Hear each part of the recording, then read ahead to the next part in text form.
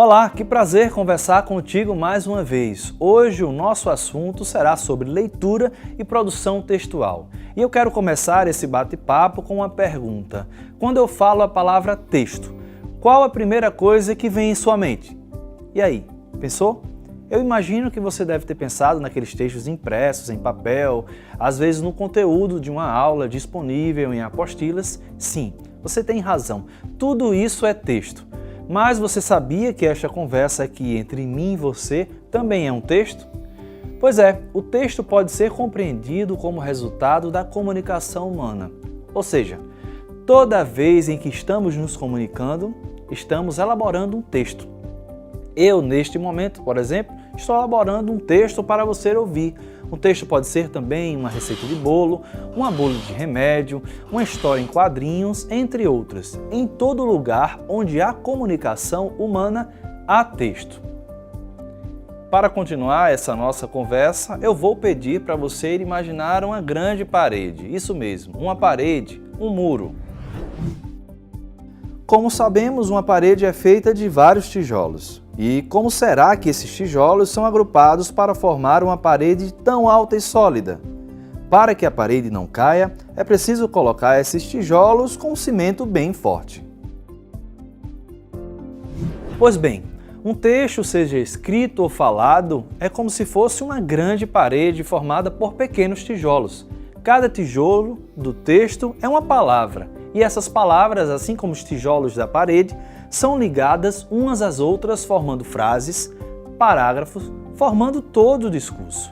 Esse cimento, ou seja, essa ligação entre os elementos de um texto, sejam palavras, frases e parágrafos, é o que chamamos de coesão textual.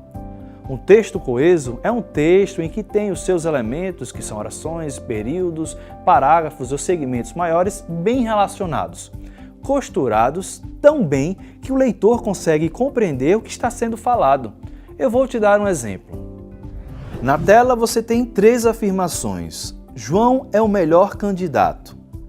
João tem mais experiência. E João tem o currículo mais adequado.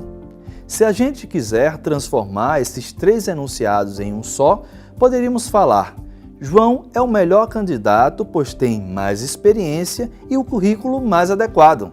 Está vendo? As palavras pois e serviram de cimento para dar coesão a essa frase. Isso é coesão textual. Além da coesão, também é preciso estar atento à coerência do texto. Ou seja, esse texto está coerente com o que você quer falar? A coerência tem total relação com o conteúdo que está sendo exposto, com o conhecimento de mundo partilhado pelo autor e pelo leitor, com a situação em que o texto foi escrito e está sendo lido. Um texto coerente permite ao leitor interpretar o que está sendo comunicado por quem o produziu. Um texto coerente satisfaz a 4 requisitos. Primeiro, a continuidade, que é a relação entre os parágrafos do texto, formando uma linha de raciocínio lógica contínua do começo ao fim.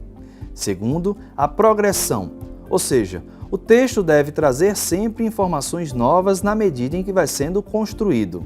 Terceiro, a não contradição. Como o próprio nome diz, o texto não deve contradizer-se, tornando falso o que foi dito como verdadeiro. E quarto, a relação. Aqui, todas as informações, opiniões e comentários expostos devem estar associados ao tema do texto. Na hora de produzir um texto, todos esses requisitos servem para facilitar a compreensão do leitor. Mas será que também existem técnicas para ajudar na hora da leitura? A resposta é sim. São dicas simples, mas que podem te ajudar muito quando você for estudar. A primeira delas é: assim que você pegar um texto, olhe rapidamente todo o conteúdo. Isso vai te dar uma ideia geral do assunto. Durante a leitura, pare de vez em quando e reveja mentalmente os principais pontos do que acabou de ler.